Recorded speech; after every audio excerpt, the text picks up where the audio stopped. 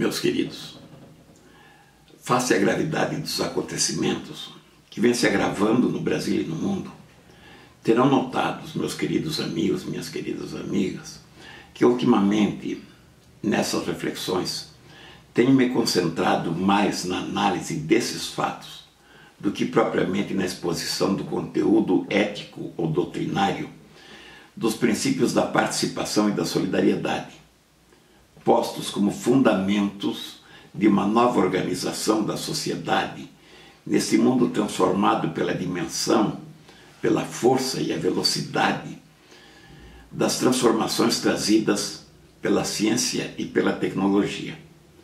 Os que me acompanham com mais atenção, no entanto, terão percebido que esses comentários são sempre inspirados nesses dois conceitos.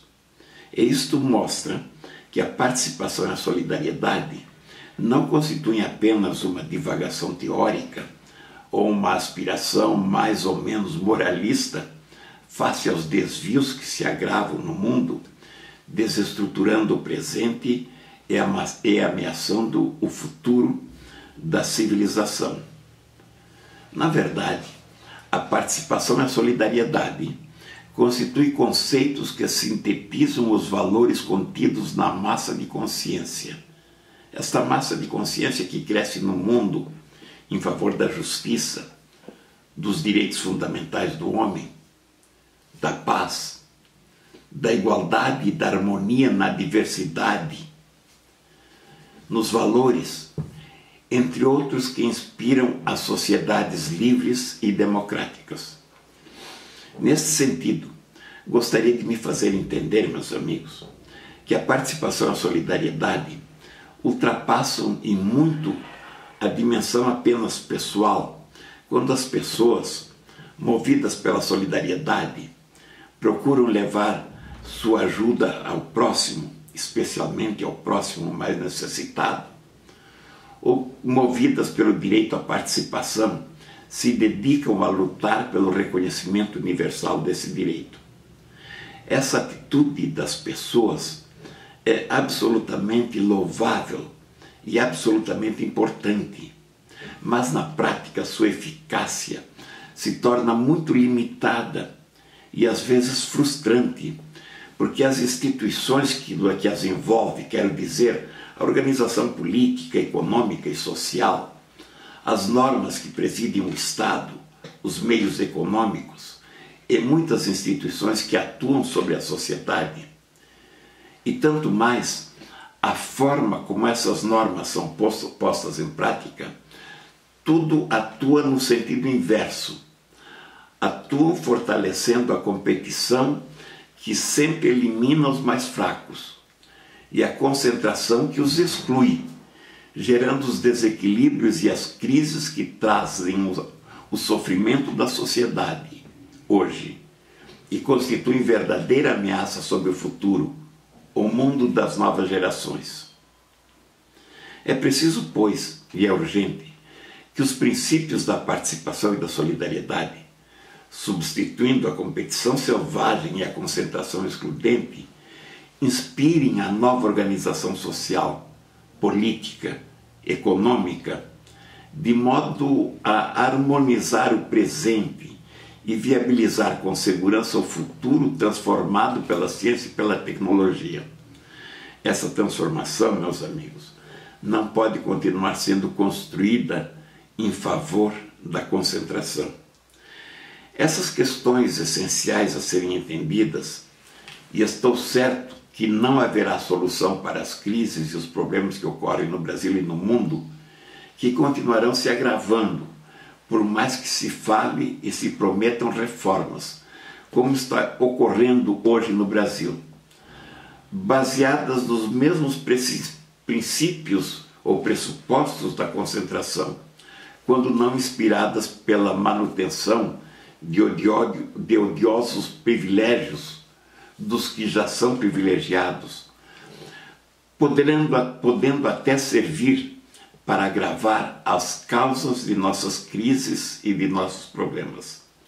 Cito como exemplo a reforma política, que de reforma política não tem nada, ou ao menos não tem o essencial. reduzida a uma mera reforma partidária ou eleitoral, nada desconcentrando ou nada ampliando a participação da sociedade. Ao contrário, quando pretende estabelecer de forma simplista a redução necessária da proliferação dos partidos, o faz em benefício dos maiores partidos e suas cúpulas frequentemente corruptas ou acusadas de corrupção. Ou quando estabelece, outro exemplo, o chamado distritão, que pode ainda ser estendido para o voto da lista partidária, escolhido por seus, quando os candidatos passarão a ser escolhidos por seus caciques. Ou ainda quando estabelece um fundo partidário que não passa de um fundo eleitoral, através da apropriação abundante dos minguados políticos, dos minguados recursos sociais, em benefício das campanhas eleitorais, movidas a dinheiro. E essa não é a única forma de fazer crescer seus custos. Ao invés de serem movidos pela competência e pela transparência dos candidatos. Quero ainda dizer que mesmo quando se pretende introduzir um parlamentarismo experimental, como se o Brasil fosse apenas um laboratório para experiências, comete-se de novo o lamentável equívoco, que só irá desmoralizar essa forma desconcentrada de poder, que seria, por consequência, melhor do que o presidencialismo imperial que temos no Brasil. O lamentável equívoco não consiste apenas em transferir as funções executivas para o Congresso, cuja transparência e confiabilidade não recomenda mais do que recomenda a atual transparência e confiabilidade do Executivo. Creio até o contrário. Também não está apenas no enxerto de um parlamentarismo experimental na estrutura de um governo presidencialista. O grande equívoco está em que a questão da divisão do poder, com a introdução do parlamentarismo, implicaria na verdadeira reforma política, não nesse arremedo que aí está. Implicaria em uma nova forma da federação, em que a federação fictícia que temos se transformasse efetivamente numa redistribuição de competências entre as que seriam delegadas pelos estados à União, e não o contrário, como acontece no Brasil, da União transferindo competências aos estados, a elas submissos. Que melhor seria chamá-los de províncias, como ocorre hoje na fictícia Federação Brasileira.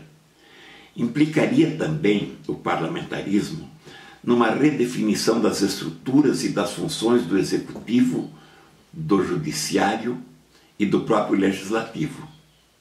É preciso estar atento para não repetirmos o parlamentarismo de ocasião ou de conveniência, como se fez em 1962, e a história devia nos ensinar. Com sua duração efêmera de menos de 3 anos, extinto aquele parlamentarismo de conveniência por um plebiscito preparatório do caos que precedeu a Revolução, ou o golpe, para os que assim preferirem, de 1964, que custou quase 20 anos de perda da democracia, cuja reconstrução estamos tentando até hoje, como demonstram os dias que está a viver o país. Aos que desejarem se aprofundar no estudo e no significado de uma verdadeira reforma política, deixo meu convite para que acessem nosso site participaçõesolidariedade.com.br e ali encontrarão 2 vídeos sobre a reforma política e vários outros sobre questões pertinentes.